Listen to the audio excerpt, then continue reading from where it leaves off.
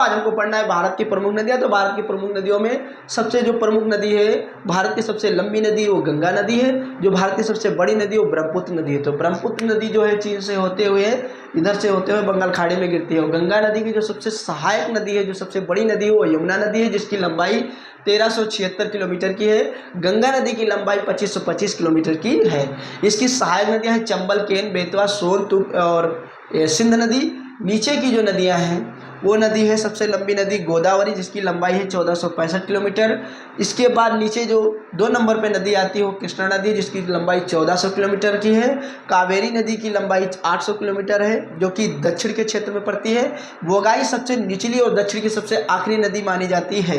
केरल की सबसे प्रमुख नदी है पेरियार नदी, और उसके बाद तुंगभद्रा, जो कि साबर नदी, लूनी नदी, नर्मदा, माही, ताप्ती, ये सारी नदियां अरब सागर में गिरती हैं। तो अरब सागर में गिरने वाली प्रमुख नदियां हैं साबरमती, लूनी, माही, नर्मदा, ताप्ती, सोन। ये हमारी अरब सागर में गिरती हैं।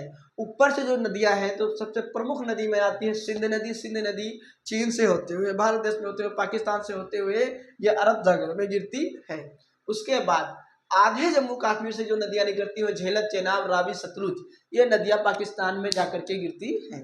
तो ये हमारे भारत देश की प्रमुख नदियां हैं। अगर पूरा पढ़ना है तो हमारी बड़ी क्लास ज्वाइन करिए। जय हिंद, जय दोस्तों।